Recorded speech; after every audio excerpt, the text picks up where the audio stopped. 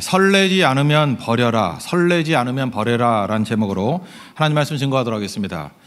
예수님께서 우리 이 땅에서 사역하셨던 내용들을 요약하면 두 가지 명령으로 요약할 수 있다고 했습니다. 첫 번째는 전도 명령, 두 번째는 사랑 명령. 전도 명령이 뭡니까? 예수님 마지막 말씀하셨죠. 너희는 가서 모든 민족으로 제자를 삼으라. 오직 성령이 너희에게 임하시면 땅끝까지 복음 증거하라. 전도 명령, 이게 첫 번째 명령이고, 또 하나는 사랑 명령입니다. 요한복음 8장에서 13장에 나오죠. 너희가 서로 사랑하면 이로써 모든 사람이 너희가 내 제자인 줄 알리라. 하나님 사랑하고 이웃을 내 몸과 같이 사랑하라. 그래서 우리는 두 가지 질문해야 됩니다. 어떻게 하면 전도 잘할 것인가? 어떻게 하면 사랑 잘할 것인가? 이게 믿음입니다. 두 가지가 우리의 핵심이고 예수님께서 우리에게 남겨주신 말씀이라는 것입니다. 오늘 기뻐하라는 얘기인데 막연하게 기뻐하라는 게 아니에요. 이 두 가지 명령에 순종하면 기쁘다는 것입니다. 다시 말해서 전도 명령에 순종하면 거기서 오는 기쁨이 있고 사랑 명령에 순종하면 거기서 오는 기쁨이 있다는 거예요. 요한복음 4장에 보면은 사마리아 여인을 이렇게 회심시키는 사건이 나오죠. 제자들은 동네 가서 먹을 거 사러 갔습니다. 돌아왔습니다. 근데 예수님이 다 먹었다 그래, 배부르다고. 그래서 제자들이 얘기를 하기를 누가 먹을 거 갖다 주셨나? 줬나? 뭐 이렇게 얘기를 합니다. 그때 예수님께서 요한복음 4장 36절에서 34절에서 이렇게 얘기합니다. 나의 양식은 특별한 것이 있는데 나를 보내신 이의 뜻을 행하고 그의 일을 온전히 이루는 이것이다. 다시 말해서 안 먹어도 배부르다는 거죠. 복음 증거하고 전도하고 선교하니까 이게 내게 배부름이 된다. 여기서 기쁨이 온다라는 것입니다. 동일하게 사랑할 때 기쁨이 오는 것입니다. 사랑할 때. 오늘 그것을 중심으로 살피겠는데 우리 사도행전을 보면은 앞부분 전도하는 얘기 많이 나오잖아요. 전도할 때 백성들이 기뻐했죠. 제자들이 기뻐했죠. 또 하나 사랑할 때 기뻐한다는 것입니다. 오늘 본문 이야기예요. 초대교회가 굉장히 행복한 교회였습니다. 기뻐하는 교회였습니다. 이유가 뭐냐? 사랑했기 때문에 그렇다는 거예요. 그래서 우리 가운데 행복이 임하기 위해서 필요한 것이 뭔가 오늘 본문을 통해서 살펴보겠습니다. 첫 번째는 자기 것에 대한 주장이 없을 때 행복이 온다는 것입니다. 32절 보십시오. 믿는 무리가 한 마음과 한 뜻이 되어 모든 물건을 서로 통용하고 자기 재물을 조금이라도 자기 것이라 하는 이가 하나도 없더라. 자기 것에 대한 주장이 없더라. 내 거라 말하는 사람이 없더라. 그러니까 행복할 수밖에 없죠. 매년마다 각 나라마다 그 행복 지수를 조사하지 않습니까? 우리나라는 별로 행복한데 끼지 못하는 것 같아요. 그런데 그러면 전 세계에서 제일 행복한 나라 1등, 2등, 3등이 어느 나라인가 이렇게 보면은 그 보도 듣도 못하던 나라가 나와요. 뭐 방글라데시 뭐 이런 나라가 1등이라고 그러고 부탄 뭐 가스 나오는 부탄 뭐 이런 데가 1등이라고 그러고 우리 내일부터 가는 선교죠. 네팔 이런 데가 1등이래요. 이해가 잘 안 되죠. 이렇게 못 사는 나라들이 다 1등일까? 이유가 무엇입니까? 그런 나라들은 가난하기 때문에 그런지 모르지만 깊은 나눔이 있기 때문에 그래요. 아무것도 없으니까 서로 챙겨주고 그냥 서로 관심 갖고 그러다 보니까 행복을 느끼는 거예요. 자기 거 주장하는 사람 가운데 행복한 사람이 없어요. 그래서 부자들이 생각보다 행복하지 않아요. 내 거 하니까 행복하지 않더라는 것입니다. 여러분 이번에도 제가 인도 가정에 그 축호 전도를 갔었는데 가보니까 뭐 그릇 2개 있고요. 그릇 2개 있고 그것도 중산층이라 그러는데 그릇 2개 있고 담요 한 장 밑에 까는 거 뭐 그 정도? 뭐 거기서 자기 거라고 주장하래야 주장할 게 없어요. 뭐 제가 볼 때 우리한테는 조도 안 가져요 그거. 그러니까 누가 없는 걸 보는 거죠. 하나 더 있으면 나누고 그냥 섬겨주고 그러니까 행복이 있을 수밖에 없겠죠. 내일부터 네팔 선교를 가는데 네팔 가정에도 이제 갈 겁니다. 가정에 가보면은 느끼는 건데 너무 단순하게 살아요. 그러니까 내 거라고 주장할 게 없는 거예요. 그러니까 행복이 있더라는 것입니다. 한번 생각해보세요. 우리 공동체 안에 누구라도 자기 것을 주장하는 순간에 썰렁해져요. 분위기 썰렁해지고 뭔가 이렇게 공동체가 깨지는 느낌이 있습니다. 그래서 자아가 강한 사람도 있죠. 자기 주장이 강한 사람이 있으면은 주변 사람이 힘들어하는 거예요. 본인만 몰라요 그거를. 예를 들어서 뭐 여러 방들이 돼. 이 방만은 내가 써야 돼 이런 사람이 있죠. 나는 뭐 몸이 안 좋아가지고 햇빛 잘 드는 이 방만은 내가 써야 돼. 여러 사람이 있을 때 그렇게 그런 사람이 하나 나오면은 분위기가 안 좋아진다니까요. 왜 쟤는 자기 주장만 하나? 교회 안에서 그렇죠. 선교를 갈 때 방을 2명씩 쓰니까 서로 원하는 사람끼리 뭐 쓴다고 이렇게 요청을 하대요. 그런데 이런 사람이 있죠. 그건 언제든지 바뀔 수 있다는 전제가 있을 때 그게 가능한 얘기인데 나는 누구하고만 같은 방을 써야 돼. 막 이렇게 고집을 부리는 거예요. 그거 아니면 성교 안 가. 뭐 이런 식으로. 그런 사람이 한 명, 두 명 나타나기 시작하면 분위기가 이상해지는 거예요. 자기 주장이 강하면은 본인도 행복하지 않을 뿐더러 다른 사람들도 행복하지 않다는 것입니다. 여러분 절대 인생을 그 자기 주장하며 살지 마십시오. 나는 이것만은 양보할 수 없어. 그때부터 굉장히 힘들어진다라는 것입니다. 반면에 이번에 그 방을 쓸 때도 이런 생각을 갖고 있는 사람이 있어요. 내가 좋아하는 사람도 있지만 저 사람과 방을 같이 쓰면 양육할 수 있어. 저 사람과 같이 있으면 내가 저 사람은 상심한 사람이기 때문에 내가 격려하기 위해서 같은 방을 쓸 거야. 저 사람은 넘어져 있기 때문에 내가 이렇게 세울 거야. 다르죠? 그래서 뭐 누굴 만나든지 간에 이렇게 세울 수 있는 거예요. 그리고 좋은 사람 만나면 또 오래간만에 쉬는 시간 갔네? 뭐 이렇게 마음 먹는 거. 그런 사람은 행복하겠죠? 뭐 어떤 조건에서 행복 못할 일이 있겠어요? 좋은 사람 만나면 잘 쉬는 거고 그렇지 않은 사람들 만나면 사명 가지고 세워주고 같이 행복해지는 건데 그 심령이 중요하다는 것입니다. 제 친구 중에도 뭐 친한 친구인데 그 회를 먹지 못하는 친구가 있습니다. 생선회를 먹지 못해요. 내륙지방에 살기 때문에 맨날 끓인 음식만 먹고 회를 진짜 못 먹어요.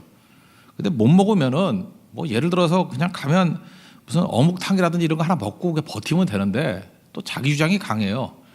횟집은 절대 못 간대요. 한가 주장이 그래요. 여름철에는 이게 상하기 때문에 어렵다고 그러고 겨울철에 추운데 무슨 회냐 그러고 그냥 말이나 안 했으면 좋겠어요. 사람이 그렇지 않습니까? 뭐 양식도 먹어야 되고 뭐 중국식도 먹고 한식도 먹고 어떤 때는 이렇게 일식도 한번 갈고 싶지 않아요. 그래야 행복해지는 거죠. 근데 밥 먹을 때는 그 친구 만나고 싶지 않아요. 그 친구 한 사람이 너무 주장하니까 본인도 불행하고 주변 친구들도 불행해져요. 그래서 묘한 게 뭐냐면 밥 먹을 땐 그 친구 잘 안 부르는 것 같아요. 그죠? 밥 먹을 때는 뭐 딴 거 돈 낼 때만 부르고 이렇게 밥 먹을 때 잘 안 불러요. 자기 주장이 강하면은 이게 불행이 온다라는 것입니다. 나눔에서 행복이 오는 거예요. 여러분 가운데 혹시 그 외롭거나 이렇게 뭐 연말이라서 외로운 거 말고 그냥 일반적으로 외롭거나 사람들과 거리감이 있다라고 느끼는 사람이 있지 않습니까? 나누지 않기 때문에 그렇습니다. 그럼 본인에게도 큰 책임이 있다라는 거예요. 한번 실험해 보십시오. 이렇게 그 몰 같은 데 가가지고 스니커스 같은 거 한 봉지 사세요. 큰 거 한 100개쯤 들었어요. 오늘 교회 와가지고요 그냥 100명한테 하나씩 나눠줘 보세요. 행복하세요. 그리고 뭐 하나님이 축복이 임하기를 원합니다. 그리고 웃어주라고요. 그럼 나눠주는 사람도 굉장히 훈훈해질 것이고 받는 사람은 제가 볼 때 거의 거절 안 해요. 뭐 찌라시면 거절하지만 뭐 이런 거 스니커스도 왜 거절해요? 그죠? 안 먹더라도 호주머니 집어넣는다고요. 그래서 굉장히 따뜻해지고 행복감을 느끼게 될 것입니다. 사탕 하나를 나누어도요 행복해져요. 지금 행복이 뭔지를 모르는 사람은요 나눈 적이 없기 때문에 그래요. 혼자 가지고 있기 때문에 소유하고 있으면은 행복이 없습니다. 피곤해지기만 하죠. 오늘 제목이 설레지 않으면 버려라 그런 거죠. 우리 작년에 전 세계적으로 센세이션을 일으켰던 사람이 있습니다. 일본의 곤도 마리에라고 정리의 마법, 뭐 이렇게 집안 정리 잘하고 버리라는 거죠. 근데 그때 부제가 뭐냐면 설레지 않으면 버리라는 거예요. 이렇게 쓸 물건 빼놓고 못 쓸 물건을 버리는 게 아니고 물건이 여러 개, 예를 들어서 옷을 든다면 옷이 여러 개 있으면은 딱 봐가지고 설레이는 옷만 남겨두고 다 버리래요. 여러분들 옷이 너무 많아가지고 집이 거의 밀리오레 같은 사람들 있죠. 이렇게 막 모여가지고 설레는 옷 빼놓고 다 버리라는 거예요. 그때 진짜 행복이 온다라는 거죠. 여러분 우리가 소유를 많이 하다 보면 설레임이 없어요. 그 여자들 옷 뭐 수백 벌 쌓아놓고 난 다음에 입을 옷이 없어. 그러면서 설레임커녕 한숨을 팍팍 쉬잖아요. 그 이유가 뭐냐? 설레임 없는 소유의 인생을 걸기 때문에 그래요. 그런데 대부분 언제 설레이냐면 잠깐 설레이는 거는 처음 물건 샀을 때죠. 백화점에서 야 이거 좋다. 그리고 설레임이 3일도 안 가요. 뭐 저도 마찬가지입니다. 이런 자본주의 시대를 살기 때문에 거의 똑같은 인생을 사는데 어떻게 하면 이 설레임을 가지고 살까? 물론 새 것들은 설레임을 약간은 주죠. 근데 뭐 워낙 좋은 것도 많잖아요. 그래서 제가 이번에 인도 선교, 뭐 네팔 선교 갈 때 제가 가지고 있는 것 중에서 좋은 것들이 있죠. 좀 좋은 것들. 그거를 뭐 선교사님이라든지 우리 동역자들이라든지 아니면 믿음의 형제 자매들한테 이렇게 좀 나눠주려고. 그래서 지금 챙겨놨어요. 좋은 것들을 챙겨놔서. 지금 전 내일 네팔 가는 게 너무 설레요. 이거 누구 주면 제일 좋아할까? 뭐 이런 거. 다시 옛날 물건에 대해서 설레임이 생기기 시작했어요. 언제요? 나누기 시작할 때부터. 여러분 소유에서는 절대로 설레임이 없습니다. 나눔이 시작될 때부터 설레임이 시작되는. 카네기도 그랬죠. 돈 막 긁어 모았을 때 재벌됐을 때 그 숫자에 불과해요. 여러분 뭐 1,000억이 있으나 2,000억이 있으나 그 숫자 지금 뭐 쓰지도 못할 돈 아니에요. 설레임이 없대요. 그냥 욕심만 생기는 거지. 근데 쓰기 시작합니다. 그죠? 교회도 세우고 고아원도 세우고, 그죠? 록펠러도 그렇죠. 이렇게 11조 드리고 막 그렇게 섬기다 보니까 그 사람들이 말년에 돈 나누는 거에 대해서 설레임을 발견한 거예요. 그래서 썩을 인생이 구원받게 된 것입니다. 우리 인생도 그래야 된다는 것입니다. 무슨 일을 하든지 설레이는 거 하십시오. 어떤 남자하고 결혼해야 돼요? 키 크고 돈 많고 명 짧고 그런 사람이 아니고요. 설레이는 사람하고 해야 돼요. 설레이는 사람. 설레임이 없으면 오지요. 기다려야죠. 아무거나요? 반드시 설레임이 온다니까요. 어떤 여자하고 결혼해야 돼요? 설레이는 여자하고. 여러 명이 설레인다 그러면 더 설레이는 여자하고. 그렇게 가면 돼요. 그죠? 그게 되게 중요한 거죠. 직장도 마찬가지예요. 어떤 직장에 가는 게 제일 좋습니까? 뭐 그렇게 가면 참 좋겠지만 될 수 있으면 설레이는 곳이에요. 선교의 삶 설레이지 않습니까? 많은 사람들이 설레임을 잃어버렸다가 복음 증가는 선교의 삶을 살면서 설레임을 가지고 살아가요. 설레임의 회복, 이거보다 중요한 것은 없다는 것입니다. 결혼도 그렇고 일도 그렇고 우리 모든 사역이 하나님께서 이 설레임 가지고 살아가죠. 설레임이 있으면 우리 몸에서도 호르몬 나온대요. 그 도파민이라는 거. 뭐 사랑할 때만 나오는 게 아니라 이게 설레일 때 막 나온다는 거예요. 여러분 삶에서 이런 도파민이 막 쏟아져 나오는 그런 거룩한 인생 되기를 바랍니다. 자기 주장하면 아무것도 없다. 자기 주장하면 그 포틀라치라는 말 들어봤습니까? 그 서북, 북서부죠. 미국 서쪽, 서부 쪽에 있는 북쪽에 있는 인디안들에 있는 풍습이래요. 포틀라치. 손님이 오면은 음식을 많이 대접하고 선물까지 줘서 보내는 풍습이래요. 그 포틀라치. 그래서 누가 더 잘 나누는가 그거에 따라서 서열이 정해진대요. 그래서 부족에서 제일 잘 나누는 사람이 부족 1위 추장된대요. 그러다 보니까 얼마나 문화가 좋습니까? 서로 자기 주장하는 사람이 없고 나누려고 하는 사람이 나오는 거죠. 그래서 이 문화를 보고 충격들을 받는데 다 이런 문화가 다 있구나. 최고의 것이 되겠죠. 자기 주장하면 불행해지는 겁니다. 자기를 부인하고 나눔이 있을 때 진정한 행복이 온다는 거예요. 예수님께서도 누가복음 9장 23절에 아무든지 나를 따라오거든 제일 먼저 요건이 뭐예요? 자기를 부인하고 그리고 자기 십자가 지고 따르라고. 자기 부인입니다. 사실 이게 행복의 길이에요. 자기 부인하고 자기를 주장할 때부터 공동체가 깨지고 본인도 불행해지고 자기 주장이 뭐예요? 투해버 아니에요. 소유 하다가 무너지게 된다는 것입니다. 나눔을 통해서 여러분의 존재를 드러낼 수 있는 믿음의 종 되기를 바랍니다. 그게 행복입니다. 두 번째 행복의 길은 뭐냐 하면 그 물질을 거룩하게 만들라는 거예요. 물질을 거룩하게. 33절을 보십시오. 사도들이 큰 권능으로 주 예수의 부활을 증언하니 무리가 큰 은혜를 받아. 부활을 믿었다는 거죠. 이거 뭐 별거 아닌 것 같이 보이지만 되게 중요한 거예요. 그리고 부활을 경험했고 부활을 확신했고 부활을 증거했습니다. 여러분들 부활을 믿죠? 부활의 믿음이라는 게 뭐예요? 이제 죽어도 지금 당장 죽어도 천국 간다는 거 아니에요. 그리고 우리가 육체가 살아난다는 거 아니에요. 예수님의 십자가와 부활을 통해서 그게 부활신앙 아닙니까?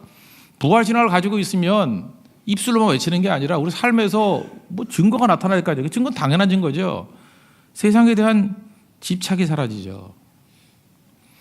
우리 지지난주에 인도 선교 다녀왔는데 그 둘째 날 화요일 날 새벽인가 갑자기 뭐 이상한 소리가 들리더라고요. 화폐 개혁을 한대요. 그래서 거기가 제일 큰 돈이 1,000루피거든요. 한국 돈 한 18,000원 정도? 그 다음에 500루피, 그게 한 9,000원 정도. 그 정도 되는 액수예요.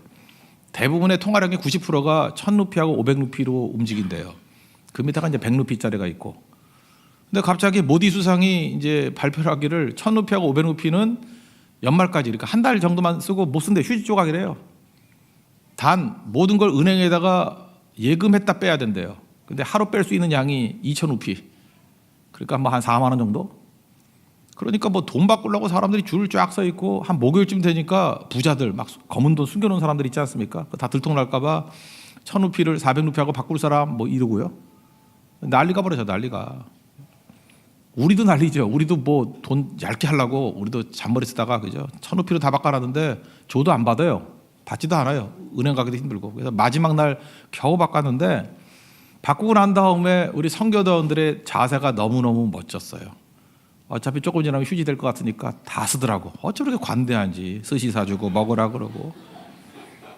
그게 부활 신앙이에요. 그게 부활 신앙. 이제 곧 끝난다는 거 아니에요. 이번에 못 쓰면 이거 못 쓴다는 거 아니에요. 이제 우리 한국 갈 사람들 아니에요. 갈 곳이 있는 사람들 아니에요. 집착이 없어요. 집착이. 우리도 그런 인생 살아야 되는 것입니다. 그러니까 부활을 믿는다는 건 뭐예요? 집착이 없는 게 증거죠. 집착하고 있다는 거는 부활을 안 믿는 거죠. 그게 말이 안 되는 거죠. 1992년도에 그 뭐 종말론 사건 있지 않습니까? 이장님이라고. 그 사람이 그 사기죄로 들어간 이유가 뭐예요? 92년에 뭐 종말이 오고 예수님 재림한다 그러면서 93년도에 돈 받을 수 있는 채권을 갖고 있었어요. 그 검찰이 그거 보고 이거 사기라고. 그 사기에 해당되는 거죠. 자기는 92년에 끝난다 그러면서 93년 채권을 갖고 있어. 그리고 사기죠. 우리도 그런 거예요. 부활이 있다 그러면서 부활 없는 것 행동하고 있잖아요. 사기죠. 그건 말도 안 된다라는 것입니다. 초대교회의 부활은 육체의 부활이에요. 우리도 죽고 난 다음에 영이 부활하는 게 아니에요. 영과 육이 다 부활하는 거예요. 우리 육체의 부활이라고요. 헬라 문화권의 특징이 뭐예요? 그리스 문화권의 특징이 무엇입니까? 이 영향이 그 이원론이죠. 플라톤의 영향을 많이 받아가지고 이원론이에요. 영육 이원론. 그래서 뭐든지 듀얼리즘에 둘로 나누거든요. 둘로 나누는데 항상 어떻게 해요? 이게 이분법이에요. 영은 좋은 거고 육은 나쁜 거. 영은 거룩한 거고 육은 더러운 거. 이렇게 계속 나눈다는 거예요. 그래서 영지주의라는 게 나왔죠. 영지주의가 무엇입니까? 뭐 이런 식의 영만 좋은 거고 육은 나쁜 거. 그게 우리 성경에도 굉장히 많은 영향을 미쳤다는 것입니다. 근데 기독교 안에서만 뭐라고 얘기하냐면 육도 거룩하다는 거예요. 돈이 더러운 게 아니라는 거예요. 우리 가운데도 우리 유교 영향을 받아가지고 우리도 이원론적인 영향이 있어요. 그래서 뭐 영적인 얘기만 해야 돼. 그런 거 좋은 거. 저분은 영적이야. 그리고 육적이야. 그런 거 욕이죠. 그 육이 왜 나빠요? 육도 거룩하게 해야죠. 육도. 돈도 마찬가지예요. 이 물질도 거룩해질 수 있는 게 뭐예요? 그 나눔이라는 거예요. 성경은 두 가지가 다 나왔어요. 이게 물질이 썩을 수 있다. 산상수 마태복음 6장 19절 보니까 너희 보물을 땅에 쌓아두지 마라. 그럼 세 가지가 오죠. 조미 오고 동록이 오고 도둑이 온다고. 이게 썩는 거거든요. 이게 썩게 만드는 자가 있어요. 이게 쌓아두면 소유, to have. 그런데 나누면 거룩해져요. 물질을 거룩하게 만드는 게 반드시 필요합니다. 하나님께서 여러분에게 물질을 많이 맡겼어요. 그 썩게 만든 거에는 심판이 있다 그랬어요. 반드시 거룩하게 만들어야 됩니다. 20절 보니까 보물을 하늘에 쌓아두라. 거기는 좀 동록 도둑 없다고. 나눔입니다. 나눔이 있을 때 이런 능력이 임하게 된다는 거예요. 야고보서 2장에 보면은 행함이 없는 믿음은 죽은 믿음이다. 그래서 이게 행함, 믿음, 그 논쟁 같이 보이지만 그 앞부분에 야고보서 2장 15절을 보니까 구체적인 예를 들은 거예요. 형제 중에 헐벗은 사람, 양식이 없는 사람이 있대요. 입을 옷이 없고 먹을 양식이 없대요. 근데 어떤 사람이 와가지고 평안히 가라, 덥게 하라, 배부르게 하라 이렇게 말만 하고 몸에 입을 것과 먹을 걸 주지 않으면 무슨 유익이 있냐요. 그러고 난 다음에 2장 17절에서 이와 같이 행함이 없는 믿음은 그 자체가 죽은 것이다. 여기서 나온다는 얘기예요. 그러니까 무슨 얘기입니까? 나눔은 믿음의 진정성을 보여준다는 거예요. 우리가 부활을 믿잖아요. 안 믿어요? 다 믿잖아요. 우리 부활을 믿잖아요. 그럼 당연히 집착하지 말고 나눠야죠. 그게 꼭 필요하다는 것입니다. 종종 이런 얘기를 합니다. 여유가 있어야지 나누죠. 여유가 있어야지. 나눔을 통해서 생활 수준이 낮아져야 됩니다. 나눔을 통해서 생활 수준이 낮아져야 돼요. 그러지 않으면 못 나눠요. 가난 얘기해 볼까요? 가난. 요즘에 우리나라에 절대 가난이 있어요? 굶는 사람 있어요? 우리나라는 굶어 죽기도 힘들어요. 정부에서 와서 잠깐 먹여줘요. 굶어 죽기 힘들어요. 네팔 같은 데는요, 보통 사람들 한 달 월급이 3만 원 정도고 조금 이게 이름 있는 사람들 한 7만 원 정도 받는데요. 70불 정도. 거기에 비한다 그러면 우리나라에 절대 빈곤이 어디 있겠어요? 지금 우리가 많은 사람들이 가난하다 그럴 때 여러분 지금 나는 가난하다고 느끼시는 분도 여기 계실 거예요. 가난이 뭐예요? 굶는 얘기가 아니에요. 사고 싶은 거 못 산다라는 거예요. 가고 싶은데 못 간다라는 거예요. 하고 싶은 거 못 한다는 거예요. 그걸 가난이라고 여기잖아요. 그렇다 그러면 돈이 더 생기면 계속 수준을 높일 거라고. 한 단계씩 수준을 높이고 높일 거라고. 옛날 같으면 자동차 아무거나 타고 다녀도 자가용 그래서 부자라 그랬어요. 뭐 포니 이런 거 타고 다녀도 부자라 그랬고. 그죠? 뭐 프린스 뭐 이런 거 타고 다니면 회장님이라 그랬고. 근데 지금은 중고차만 타도 불행하잖아요. 나 가난하다고 느끼잖아요. 그러니까 무슨 얘기냐면 어떤 수준에 있는 사람이든지 여유 있는 사람은 아무도 없어요. 우리가 소위 말하는 부자라 그래도 부자한테 한번 가봐요. 여유 있나? 부자를 유지하는데 너무 돈이 많이 드는 거예요. 그래서 항상 절절매요. 돈 없다, 돈 없다. 그리고 진짜 보통 돈 없는 사람한테 물어요. 뭐 없으니까 없다 그러지 그건. 그건 진정성이지. 뭐 없으니까 없다 그러지. 다 없대요. 그러니까 여유를 가지고 나눔을 베풀하겠다. 이거는 불가능한 얘기입니다. 제발 그런 말도 안 되는 소리 하지 말라고요. 나눔이 가능하기 위해서는 무조건이에요. 생활 수준을 낮추는 것밖에 없어요. 그 얘기예요. 낮춰서 나누는 거예요. 제가 요즘에 그 나눌 수 있는 여유가 좀 많아졌어요. 돈이 더 많아져서 그런 건 아닌 것 같고, 뭐 비슷하거나 뭐 적지 뭐 옛날보다 뭐 더 많았겠어요. 빈폴 입을 거 에이세컨즈 입어요. 그러니까 여유가 많이 생기더라고. 닥스 대신에 유니클로 입어요. 유니클로 팔이 길어서 스파오 입어요. 그러니까 하더라고. 지난주도 백화점 가가지고 우리 사모는 텐디를 사래요. 구두를. 텐디를 사래요. 근데 33만 8천 원이야. 너무 비싸. 30% 해줘도 24만 원이니까 살래. 이걸 신고 내가 내 팔을 가.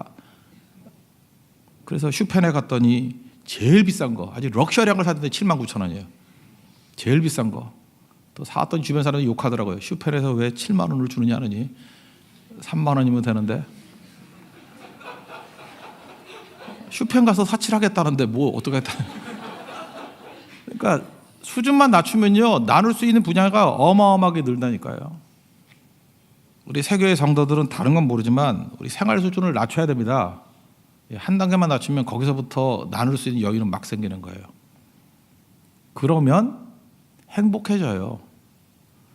여기 보니까 생긴 건 거지같이 생겨가지고 빈폴 입어봐야 빈티밖에 안 나요. 그죠? 닥스 얼굴이나 닦고 다녀. 그죠? 아무 소용 없는 거예요. 행복은 거기서 오는 거예요. 낮추고 남는 걸로. 남아야 반드시. 생활 수준 낮추면 남는다고. 그게 나눌 거예요. 그럼 행복해진다는 것입니다. 세 번째 행복은 주변에 가난한 자가 없을 때 행복해진다는 것입니다. 34절, 35절 보십시오. 그중에 가난한 사람이 없으니 이는 밭과 집이 있는 자는 팔아 그 판 것의 값을 가져다가 사도들의 발 앞에 두매 그들이 각 사람의 필요를 따라 나눠줌이라. 그들 중에 가난한 사람이 없다, 부족한 사람이 없다. 그러니 공동체가 얼마나 행복하겠습니까? 율법 정신을 요약하면 두 가지라 그랬죠. 억울한 자가 없게 하라. 이게 공정성이에요. 이게 공의, justice.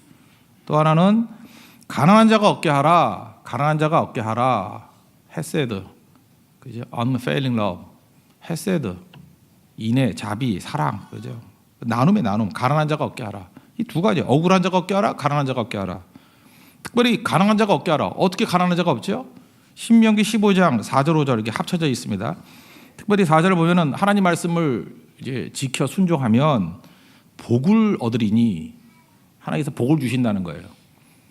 이게 1차적인 거예요. 근데 그 뒷부분에 뭐라고 되냐면 너희 중에 가난한 자가 없으리라. 이거 어떻게 해석해야 돼요?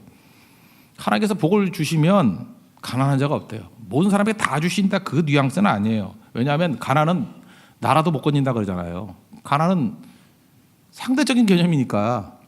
그렇지 않아요? 가난은 상대적인 개념이에요. 미국 갔더니요 거지도 영어를 잘해요. 상대적인 개념이에요. 거긴 우리는 거지같이 영어 하는데 걔네들 거지도 영어를 잘해요. 그리고 우리나라 거지보다 제가 볼 때 네팔 중산층이 못 살아. 상대적인 개념이잖아요. 근데 가난한 자가 없다라는 얘기는 뭐냐면 하나님께서 축복해 주시면 그 안에 사랑의 역사가 나타나서 나눈다는 거예요. 그래서 가난한 자가 없대요. 그게 초대교회의 모습이었습니다. 보세요. 여기도 가난한 자가 없어진 이유가 뭐예요? 서로 나누니까. 나눌 수 있다는 건 뭡니까? 필요를 보고 아픔을 본다라는 거죠. 그래서 아픔을 보는 눈, 필요를 보는 눈이 있어야 된다는 것입니다. 요셉이 그랬죠. 감옥에 갇혀 있는데 거기서 뭐 관원들 있지 않습니까?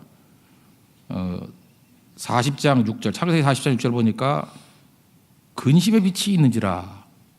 그가 감옥에서 목회하고 있었던 거죠. 주변을 돌아본 거예요. 무슨 필요가 없나. 그래서 꿈도 해몽해주고. 그게 성도의 자세라는 것입니다. 아픔과 필요를 보는 눈. 저는 우리 교회에서 그런 사람이 있었으면 좋겠어요. 자기는 돈 없어도 괜찮아요. 우리는 크리스마스 같은 때 이제 이렇게 섬기잖아요. 근데 1년에 한 번이 아니라 돈은 없더라도 어려움을 당한 사람, 필요에 놓여 있는 사람들이 있지 않습니까? 그거를 좀 개발해 주는 사람이 나왔으면 좋겠어요. 여기에 정말 도움이 필요한 사람이 있어요. 그것만 개발해 주면요, 도울 사람은 줄 서 있어요. 그러니까 자기가 꼭 도와야 되는 거 아니에요. 잠깐만 이렇게 개발해내는 거예요. 특별히 젊은이들이 그 일을 많이 했으면 좋겠어요. 아니면 현장에 있으면 보이잖아요. 도움이 필요한 사람인데, 그러니까 올려만 달라고요. 그럼 도울 자는 언제든지 있다니까요. 그래서 그 연결시켜주는 작업들, 그게 꼭 필요하다는 것입니다. 지난주 추수감사주일이었죠. 여기 뭐 앞에 잔뜩 있었죠. 뭐 배추부터 시작해서 뭐 잔뜩 있더라고. 갑자기 수요일쯤에 궁금해졌어. 이거 어디 갔지? 이거 이찬종이 다 먹었나? 뭐 별 생각이 다 들더라고요. 그래서 물어봤어요. 어떻게 했냐 그랬더니 역시 우리 교회 멋진 교회예요. 여기 건물 관리하는 분부터 시작해서 주변에 이렇게 힘들게 일하시는 분들 다 나눠줬대요. 그게 교회예요. 그게. 사실 추수감사 헌금은 다 가난한 자들 위해서 돕는 거예요. 성탄절도 그렇고. 그래서 교회가 할 일이 뭐예요? 계속해서 어떻게 하면 사랑 잘할까? 어떻게 하면 전도 잘할까? 두 가지예요. 왜냐하면 주님의 명령이 두 가지거든요. 전도 명령과 사랑 명령. 그러니까 어떻게 하면 전도 잘할까? 우리 선교 맨날 가니까 선교는 이제 됐죠. 웬만큼. 이거 계속해서 하면 돼요. 이제 우리 모습은 뭐가 되고 어떻게 하면 사랑 잘할까? 저 선교 가가지고 이게 뭐 구석구석 다지면서 이렇게 도울 수 있는 사람들 계속 도와요. 어떻게 하면 사랑 잘할까? 우리 교회 이름으로 돕는다고. 그게 교회가 할 일이라고요. 그 다음에 35절 보니까 사도들의 발 앞에 두며 그랬죠. 37절 바나바에서도 사도들의 발 앞에 두니라. 사도들의 발 앞에 뒀다는 건 뭐예요? 이 apostles' feet, 사도의 발, 교회라는 뜻이에요. 교회. 그러니까 나눔이나 구제는 개인적으로 하는 게 아니다라는 거죠. 이거는 교회 이름으로 해야 된다라는 것입니다. 개인이 하면 문제가 되는 게 뭐냐면 자존심이 상해요. 저도 과거에 이렇게 책 인쇄 많이 나고 할 때 이렇게 등록금들 많이 대줬어요. 등록금 대준 애들 치고 교회에 남은 애들이 없어요. 왜냐하면 등록금 도움 받아가지고 성공했거든요. 그러니까 자기가 도움 받았다라는 게 너무 창피한 거야. 자존심에 손상이 있는 거야. 그러니까 다 교회를 떠나더라고. 딴 교회 가든지 뭐 믿으면 좋겠는데 하여튼 떠난 애들이 많아요. 그래서 그때 알았어요. 구제나 나눔은 교회 이름으로 해야지 개인으로 해서는 안 되는구나. 반드시 실족하게 돼 있어요. 그럼 이제 본인들은 그러죠. 저거 배움 망다가다가 도와줬더니 도망친다고. 아니에요. 그 사람한테 가서 물어보세요. 내가 얼마나 자존심에 손상이 있었는지 아느냐 이렇게 나오죠. 선교를 갑니다. 이렇게 저개발 국가에 가면은 우리 성도들 가운데 그냥 뭣도 모르고 감동받았다고 막 몇백 불씩 줘요. 뭐 200불, 300불 주고. 어떤 분은 뭐 500불도 주고 1000불도 주는 사람이 있더라고. 망치려고 작정을 한 거죠. 아까도 있잖아요. 네팔 같은데 사역자 많이 받아봐야 7만 원 받아요. 한 달에. 근데 거기다가 몇백 불씩 이런 좀 나쁜 얘기할게 돈질을 해요. 그러니까 사람들이 사역자들이 변질이 돼가지고 삐끼게 돼버리는 거야. 그냥 사람 눈치만 보고 그저 이렇게 돈 있는 사람 뒤에만 또 따라다니려고 그러고. 아니 선교를 간 거지 사람을 망치러 간 거예요? 돕는 것도요 전략적으로 해야 돼요. 우리 교회 짓고 하는데도 5만 불 10만 불 쓰잖아요. 그런 데는 목돈이 들어가야 되는 거고 개인은 그 수준에 맞춰서 그들이 할 수 있도록 만들어요. 인재를 양성하는 데 뭐 쓰고 이렇게 써야죠. 전략이 있어야죠. 근데 그걸 모르고 일종의 자기 자신을 위해서 그런 거죠. 뒤에 나오는 아나니아 삽비라고 똑같은 거라고. 개인이 도우면 감동이 있죠. 보람이 있죠. 우쭐해지죠. 뭐 인정받는 것 같죠. 그게 아나니아 삽비라 정신하고 똑같은 거라고요. 그렇게 하면 안 된다는 것입니다. 그래서 여기 나오잖아요.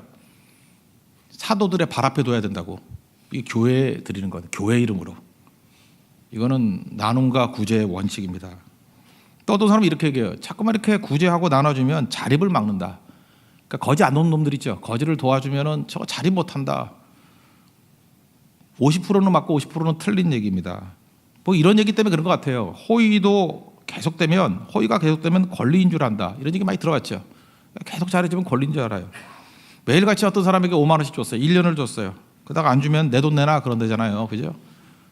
그게 인간이니까. 그러나 여기 잊지 마십시오. 구제의 한계는 구제가 정하도록 해야 돼요. 다시 말해서 이렇게 계속 섬겨주잖아요. 섬겨주다가 더 이상 자비의 의미가 아닌 것으로 변질되면 그때 중단하는 거예요. 그러니까 미리 책상에 앉아가지고 나누면 자립을 막는다 이런 소리 하지 말고 일단 도우라고요. 돕다가 보니까 지금 이상해 이거. 저도 그런 적 있거든. 누굴 이렇게 성교비를 도왔는데 얘가 그 남는 돈 갖고 무슨 유흥에 쓰고 막 이러더라고. 그러면 이제 더 가면 안 되는 거죠 이건. 근데 해보고 중단하라고요. 그래서 구제에 의해서 구제를 멈춰야 되는 거예요. 구제에 의해서 구제를 멈추고. 그러니까 머릿속으로 탁상공론하지 말고 가보십시오. 가보면 어떤 때는 더 해야 될 때가 있어요. 이렇게 메마른 땅 같은 데는 막 더 부어줘야 돼 물을. 그리고 막 넘쳐나가지고 더 부으면 썩게 돼 있어요. 이게 습도가 너무 높아져. 그러면 중단하고. 누가 알아요 그거는? 해본 사람만이 알아요. 그래서 구제에 의해서 구제를 멈춰야 된다. 이 중요한 원리. 구제는 교회 이름으로 해야 된다. 몇 가지 팁입니다. 문제는 뭐예요? 주변에 있는 가난한 자가 없게 하는 거. 경주 최부자 원리하고 똑같죠. 사방백리에 굶는 자가 없게 하라. 아니 경주 최부자도 그런 얘기를 했는데 그리스도인들이 더 말할 것도 없죠. 사방백리가 아니라 사방천리 만리에 그죠? 굶는 자가 없게 하라. 적어도 우리 마포구에는 굶는 자가 없게 합시다. 교회가 책임지는 거예요. 그게 교회의 사명이라는 것입니다. 그러면 행복해진다는 거예요. 그런 길을 걸어갈 수 있는 믿음의 종되기를 축원합니다. 자리에서 일어나겠습니다. 낮은 해처럼 밤엔 달처럼 찬양합시다.